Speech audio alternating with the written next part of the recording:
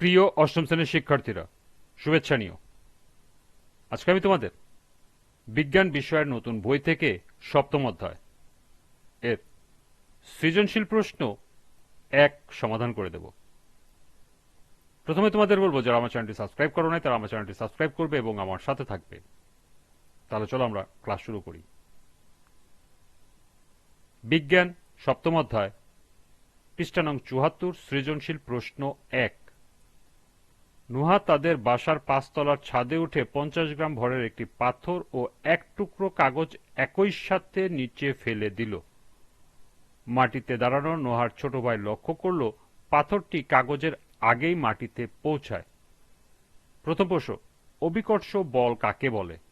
দ্বিতীয় প্রশ্ন, অভিকর্ষ ত্বরণ 9.8 মিটার পার সেকেন্ড স্কয়ার বলতে কি বোঝায় ব্যাখ্যা করো। তৃতীয় প্রশ্ন, পাথরটির ওজন নির্ণয় করো। এবং সর্বশেষ প্রশ্ন, কাগজের টুকরার আগেই পাথরটির মাটিতে পড়ার কারণ বিশ্লেষণ করো।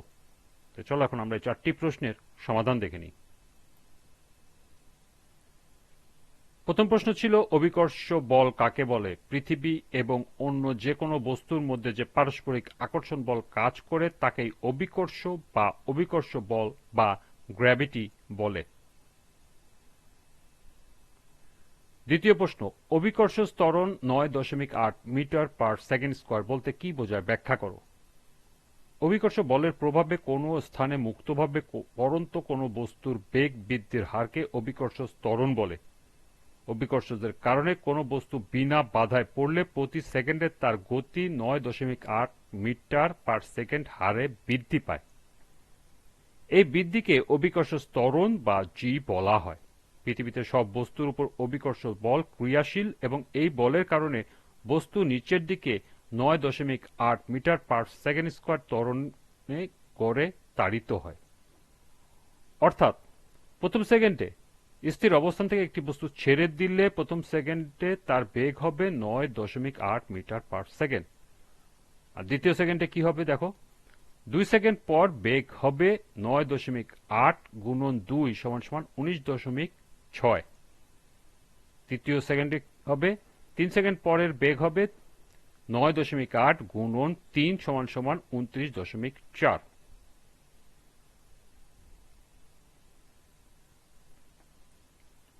তৃতীয় প্রশ্ন ছিল, পাথরটির ওজন নির্ণয় করো। এখানে পাথরটির ভর এম সমান সমান 50 গ্রাম সমান সমান 50 গ্রামকে যদি আমরা কিলোগ্রামে ট্রান্সফার করি তাহলে কি করতে হবে, আমাকে 1000 দিয়ে ভাগ করতে হবে, তাহলে হয়ে যাবে কিলোগ্রাম। এটা যদি আমরা ক্যালকুলেশন করি তাহলে আসবে 0.05 কিলোগ্রাম। তাহলে আমরা জানি কি জি সমান সমান 9.8 মিটার পার সেকেন্ড স্কয়ার। আবার আরেকটি আছে, ওজনের একটি সূত্র আছে, আমরা জানি ওজন হলো ডাব্লু সমান সমান এম গুণন জি।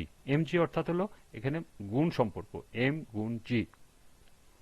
তাহলে সুতরাং পাথরটির ওজন কত হবে? ডাব্লু সমান সমান এম সমান সমান হলো আমরা এখানে বের করছি 0.05 কিলোগ্রাম, সেটা আমরা এখানে বসায় দেবো 0.05 কিলোগ্রাম গুণন জি সমান সমান 9.8 মিটার পার সেকেন্ড স্কয়ার, সেটা আমরা এখানে বসায় দেবো। এরপর যদি আমরা গুণ করি তাহলে আসবে 0.49 নিউটন, কারণ আমরা জানি ওজনের একক নিউটন। সুতরাং পাথরটির ওজন 0.49 নিউটন।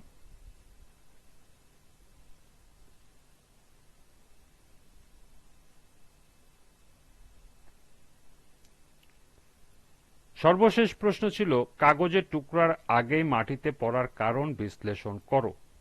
কাগজের টুকরা আগেই মাটিতে পড়ার কারণ পাথরের উপর বাতাসের কম বাধা।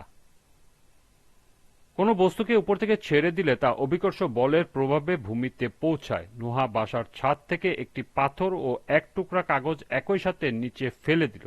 যেহেতু বস্তুর উপর ক্রিয়াশীল অভিকর্ষ ত্বরণ বস্তুর ভরের উপর নির্ভর করে না, তাই পাথর ও কাগজের উপর ক্রিয়াশীল অভিকর্ষ ত্বরণ একই।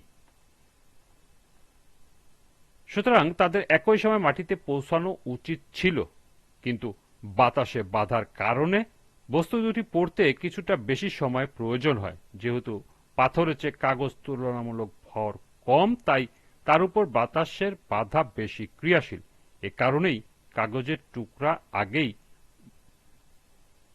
পাথরটি মাটিতে পড়ে, অর্থাৎ পাথরটি আগে মাটিতে পড়বে, এরপর কাগজের টুকরাটি পড়বে। এ ছিল 1 নং সৃজনশীলের 4টি প্রশ্নের সমাধান। আজকের ক্লাসটি এ পর্যন্তই।